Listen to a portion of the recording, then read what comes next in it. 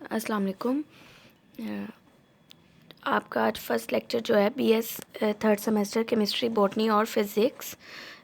इसमें आप बुक पढ़ते हो इंट्रोडक्शन टू स्टैटिस्टिक्स प्रोफेसर शेर मोहम्मद की पार्ट 1 की, जिसमें आपका सिलेबस है chapter number 1 to 4 and 10 chapter. अब फर्स्ट चैप्टर में आपके पास डेफिनेशंस हैं, सिर्फ ओवरव्यू है एक जो आपने पढ़ना है। उसमें सबसे पहले डेफिनेशन बेसिक है स्टैट्स की। स्टैट्स आपके पास क्या होता है? स्टैटिस्टिक्स जो है उसमें आप क्या करते हो, डाटा को कलेक्ट करते हो, एनालाइज करते हो, फिर प्रेजेंट करते हो और इंटरप्रेट करते हो। फॉर एग्जांपल मेरे पास कॉलेज का डाटा हो कि कितने स्टूडेंट्स ने बीएस केमिस्ट्री या बॉटनी और फिज़िक्स में एडमिशन लिया है, तो उसके लिए सबसे पहले मैं डाटा कलेक्ट करूँगी, स्टूडेंट से सर्वे करूँगी उसकी, या कॉलेज से कलेक्ट करूँगी डाटा, जो कॉलेज से कलेक्ट करूँगी, और उसके बाद उस पर एनालाइज़ करूँगी कि इतने स्टूडेंट्स जो हैं 1000 में से या 500 में से इतने स्टूडेंट स्टैट्स पढ़ रहे हैं या बीएस केमिस्ट्री में एडमिशन लिया हुआ है। 500 बीएस के स्टूडेंट में से 100 स्टूडेंट्स जो हैं वो बीएस केमिस्ट्री के हैं और 50 स्टूडेंट्स बॉटनी के हैं और 30 स्टूडेंट्स फिज़िक्स के हैं। उसके बाद उसके ऊपर कोई एनालिसिस लगाऊंगी, फिर उसको प्रेजेंट करूंगी और साथ ही ये इंटरप्रेट करूंगी। ये हमारे पास होता है स्टैट्स। नेक्स्ट आपके पास है स्टैटिस्टिक्स में पॉपुलेशन एंड सैंपल। पॉपुलेशन आपके पास क्या होती है? ओवरऑल डाटा जो है वो आपके पास पॉपुलेशन होती है। फॉर एग्जांपल किसी भी कॉलेज की पूरी स्ट्रेंथ आपके पास पॉपुलेशन है, और पॉपुलेशन बेसिकली कलेक्ट करना बहुत डिफ़िकल्ट होता है, क्योंकि अगर आप पॉपुलेशन को लेके डाटा कलेक्ट कर रहे हो तो वो डिफ़िकल्ट है। आप हर एक स्टूडेंट के साथ जाके डाटा को मतलब कि क्वेश्चनिंग नहीं कर सकते, वो डिफ़िकल्ट हो जाता है। फॉर एग्जांपल एक कॉलेज में 10,000 स्टूडेंट्स हैं अगर, और आपने उनकी एजेस फाइंड करनी है, तो वो बहुत डिफ़िकल्ट है, फाइंड करना कॉस्टली भी है और डिफ़िकल्ट भी है, और हर एक का डाटा भी नहीं मिलता।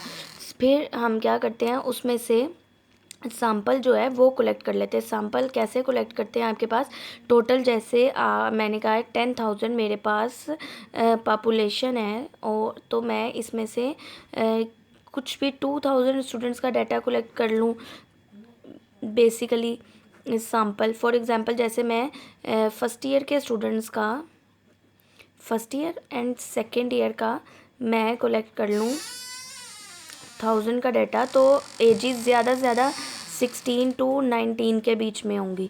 सेम इसी तरह अगर मैं 1000 बीएस के डाटा बीएस के कॉलेजेस का डाटा कलेक्ट करूँ तो मेरे पास एजेस 20 to 21 या 23 तक की होंगी। तो इस तरह से मैं लगा सकती हूँ अंदाज़ा कि मेरे पास जो टोटल 1000 पॉपुलेशन है उसमें जो है फर्स्ट ईयर सेकेंड ईयर उनकी एजेस 16 to 19 है, और जो बीएस कॉलेज बीएस स्टूडेंट्स हैं उनकी 20 to 23 के दरमियान है एजेस। ठीक है, और ओवरऑल अगर हम करते 1000 पॉपुलेशन का तब भी इसी तरह से होता। अब आपके पास सैंपल जो होता है वो सिलेक्टिव पार्ट होता है पॉपुलेशन का, और पॉपुलेशन होल आपके पास डाटा होता है।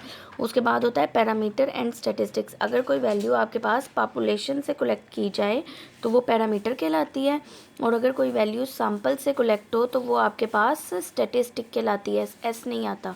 और उसके बाद आपके पास आ जाता है डिस्क्रिप्टिव और इन्फ्रेंशियल स्टैटिस्टिक्स। डिस्क्रिप्टिव स्टैटिस्टिक्स आपके पास होता है कि कोई भी आप डिस्क्रिप्शन में स्टडी करो। फॉर एग्जांपल जैसे एसेज वगैरह होते हैं इंग्लिश में, या आप समरी लिखते हो, वो सारा कुछ आपके पास डिस्क्रिप्शन में होता है। इन्फ्रेंशियल स्टैटिस्टिक्स आपके पास होता है जिसके ऊपर आप कोई कंक्लूजन ड्रॉ करो रिजल्ट्स पर। डिस्क्रिप्टिव के एनालिसिस के बाद अगर किसी मतलब कि आप इन किसी भी रिज़ल्ट्स को फाइनल करने के बाद उनके ऊपर कोई कंक्लूजन निकालो तो वो आपके पास इन्फ्रेंशियल स्टैटिस्टिक्स होता है।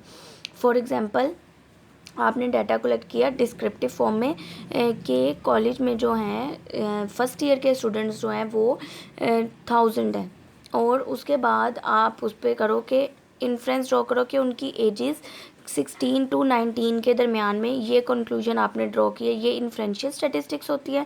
और अगर आप एक्सप्लेन करो कि this college for example Samanabad college में जो फर्स्ट ईयर के स्टूडेंट्स हैं उनकी स्ट्रेंथ 1000 है, इस तरह से आप डिस्क्रिप्शन में दो तो वो डिस्क्रिप्टिव स्टैटिस्टिक्स है, और फिर आप बताओ कि उनकी एजेस जो हैं इस एज से इस एज के दरमियान में, तो वो इन्फ्रेंशियल स्टैटिस्टिक्स है। नेक्स्ट है primary and secondary data. Primary data आपके पास वो डाटा होता है जो फर्स्ट हैंड कलेक्टेड हो, जैसे कि मैं खुद कोई सर्वे कर रही हूँ जैसे स्टूडेंट्स की एजेस का, तो ये मेरे पास प्राइमरी डाटा है। और सेकेंडरी डाटा आपके पास जो है सेकेंड हैंड डाटा होता है। सेकेंड हैंड डाटा का मतलब है कि जैसे मैंने एजेस ही कलेक्ट करनी है तो मैं ये डाटा क्लरिकल स्टाफ से किसी से कलेक्ट कर लूँ, तो उन्होंने पहले से ही कलेक्ट किया हुआ है, इस पर काम किया हुआ है, तो मैं दोबारा उनसे ले रही हूँ, तो ये क्या होगा, सेकेंडरी डाटा होगा। क्वान्टिटेटिव वेरिएबल आपके पास होता है न्यूमेरिक, कोई भी डाटा जो न्यूमेरिकल फॉर्म में हो। फॉर एग्जांपल आपके पास number of stars in the sky, या number of rooms in the house, या आप ले सकते हो number of students in the class.